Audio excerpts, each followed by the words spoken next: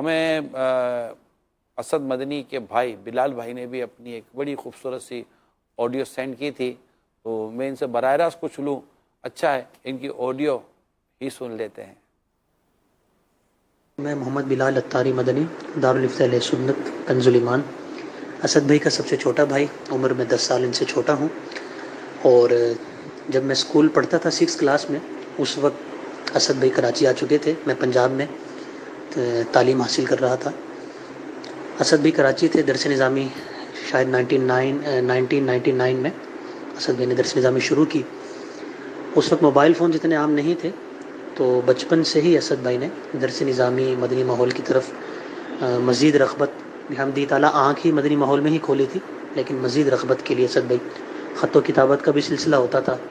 اور پھر جو ہی میں نے میٹرک کیا تو اسد بھائی نے فوراً مجھے کراچی درس نظامی کے لیے بلا لیا. جو ہی کراچی آیا چند دن اسد بھائی نے اپنے پاس مجھے رکھا. 14 سال کی میری عمر تھی، تو گھر سے دوری اور ایک فطرتی تقاضا ہوتا ہے، تھوڑی سی دل گھبرایا، لیکن اپنے ساتھ رکھا، کھلایا پلایا، اور تھوڑے سے آگے پیچھے بھی گھومتے پھرتے تھے. فیضان مدینہ میں حاضری، ہفتہ وار اجتماع میں یہ سلسلے جاری رہتے تھے. تو یوں ایک اٹیچمنٹ تھی. لیکن چند ہی دنوں بعد اسد بھائی نے جامعہ میں مجھے داخل کروا دیا. تو جامعہ کا جو ماحول تھا گھر کے ماحول سے بالکل ہٹ کے ہوتا ہے. تو فطرتی تقاضوں کے مطابق ایک دن میں بیٹھا تھا، پڑھ رہا تھا، اولیٰ میں ہی تھا کہ آنکھوں سے آنسو چھلک پڑے. مفتی سجاد صاحب ہمارے استاد صاحب تھے، اور انہوں نے اسد بھائی کو یہ بتایا. تو اسد بھائی کئی کلومیٹر کا سفر کر کے عشاء کی نماز کے بعد روزانہ کی بنیادوں پر جامعۃ المدینہ فیضان ابن مسعود آتے تھے نیو کراچی سے. اور اس دوران پھر میری ذہن سازی کرتے، اور مطالعے کی رغبت، اور المختصر یہ کہ میرا ڈھارس بندھانے میں ان کا اس وقت اس طرح بہت عمل دخل تھا کہ ماشاءاللہ انہوں نے روزانہ کی بنیادوں پر بہت لمبا سفر کر کے میرے ساتھ ٹائم سپینڈ کیا. پھر یہ سلسلہ چلتا رہا. پوری درس نظامی میں ان کا تعاون رہا، ان کی رہنمائی جاری رہی. نہ صرف رہنمائی کی انہوں نے، بلکہ میرے باقاعدہ استاذ بھی ہیں. درجہ اولیٰ میں علم النحو میں نے انہی سے ہی پڑھا ہے. پھر درس نظامی کے بعد تخصص فی الفقہ میں بھی ان کی رہنمائی رہی، اور پھر دارالفتہ میں بھی حمدی تعالیٰ بھی میں ہوں. اس میں ہر اسٹیپ پہ جس طرح کی بھی مجھے سپورٹ چاہیے تھی، مالی سپورٹ چاہیے تھی، ہر اسٹیپ پہ انہوں نے ماشاءاللہ ہر اعتبار سے میری مدد کی، رہنمائی کی، سپورٹ کیا. اللہ تعالیٰ ان کو جزائے خیر عطا فرمائے. مفتی قاسم صاحب کے پاس یہ تربیت افتاء کے سلسلے میں ہوتے تھے، تو یوں ابتدا سے ہی مجھے بھی مفتی قاسم صاحب کی کچھ صحبت کا شرف ملا. ان سے بھی بہت کچھ ابتدا سے ہی سیکھنے کو ملا. یہ سب کچھ اسد بھائی کی وجہ سے ہی شروع ہوا. اور پھر جب درس نظامی مکمل کی دارالفتہ میں یہ سلسلہ جاری رہا، تو ابھی تک بھی حمدی تعالیٰ ان کے تمام معاملات میرے ساتھ سپورٹیو چل رہے ہیں. امیر سنت سے پہلی ملاقات جب میں اولیٰ ثانیہ میں تھا، امیر سنت کے گھر میں ہم حاضر تھے. رات کو آ گئے تھے، یقین نہیں آ رہا تھا کہ ہم کس ہستی کی بارگاہ میں ہیں، اس لیے نیند نہیں آئی ساری رات. صبح امیر سنت خود اٹھانے آئے. امیر سنت ہمارے سامنے کھڑے ہیں، اور عتیق بھائی اور میں، ہم دونوں ہی اس وقت موجود تھے، تیسرا اور کوئی نہیں تھا. تو امیر سنت نے اشاروں سے پوچھا کہ آپ کی نیند پوری ہو گئی. 2-3 مرتبہ پوچھا. ہم چونکہ ہمارے حواس ابھی بحال نہیں ہوئے تھے، یقین نہیں آ رہا تھا، تو بالآخر جو جواب بن پڑا وہ ہم نے دیا. امیر سنت کے ساتھ ناشتہ بھی کیا، اور آپ نے بہت زیادہ شفقت فرمائی. اور یوں پہلی ملاقات کے بعد پھر بکثرت امیر سنت کی بارگاہ میں حاضری رہی. پھر بچپن میں ہی جب ہم پنجاب میں تھے، سالانہ اجتماع کے لیے اسد بھائی کراچی سے پورا حلقہ اسد بھائی اس کی نگرانی کرتے ہوئے آتے تھے. تو ہماری کوشش یہ ہوتی تھی کہ پورے 3 دن ان کے ساتھ ہی گزاریں. تو پہلی نشست سے آخری نشست تک تمام حلقے، بیانات، تربیتی حلقے وہ کراچی والوں کے ساتھ ہی، اسد بھائی کے ساتھ ہی ہمارے گزرتے. وہاں بھی سیکھنے کا موقع ملتا. اور یوں ابتدا سے لے کر انتہا تک، یعنی اب تک جتنا بھی سلسلہ ہے، یہ ماشاءاللہ اسد بھائی کی رہنمائی میں ہی سلسلہ چل رہا ہے. ماشاءاللہ، کیا بات ہے، بڑی ماشاءاللہ یہ شفقت رہی. یعنی ایک والد صاحب سے ایک لیا، اور بڑے بھائی ہونے کی حیثیت سے چھوٹے بھائی کی طرف جو ایک ڈیلیور ہوا، یہ بھی ہم سب کے لیے سمجھنے اور سیکھنے کی چیز ہے. بلال بھائی، ابھی کیا آپ کی کرنٹ، جو میں نے کچھ عرض تو کر دیا ہے، لیکن ابھی صبح دوپہر شام رات ایک ہی جگہ ہیں یا مختلف مصروفیت ہیں آپ کی؟ دارالفتہ اہل سنت کنز ایمان میں میری مصروفیات ہیں. اس میں فتویٰ نویسی، فون پہ سوالات کے جوابات، اس کے ساتھ ساتھ پبلک ڈیلنگ شرعی رہنمائی کرنا، اور دارالفتاح کے بعد پھر مدنی چینل کے لیے بھی میری کچھ خدمات ہوتی ہیں.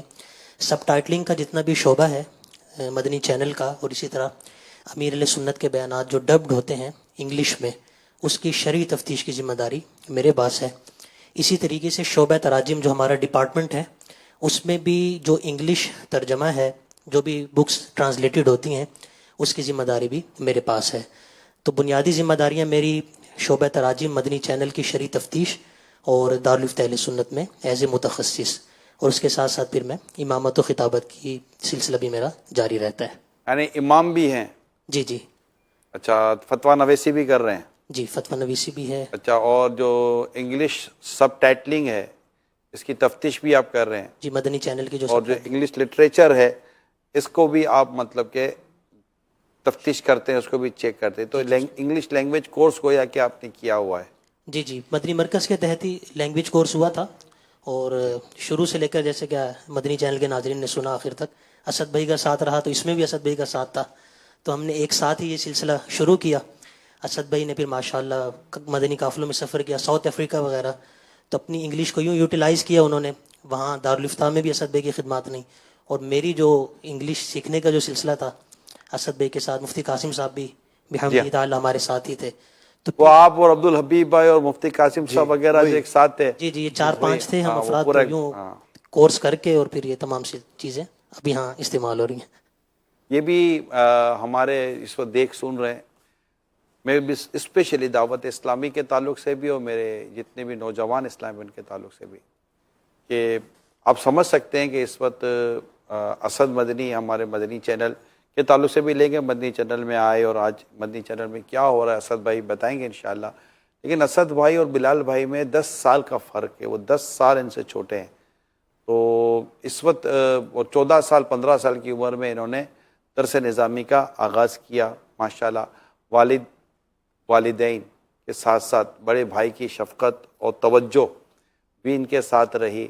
اور آج اس وقت ہم جب ان کو سن رہے ہیں تو یہ امام یعنی خدمت مسجد ممبر و محراب کے ذریعے بھی ایک خدمت ہو رہی ہے، پھر دارالفتاح اہل سنت میں ماشاءاللہ خدمت ہو رہی ہے، پھر سب ٹائٹلنگ اور ساتھ ہی ساتھ انگلش لینگویج کورس کر کے انہوں نے اپنی اسکلز کو کس قدر ڈیولپ کیا ہوگا یہ آپ دیکھیں.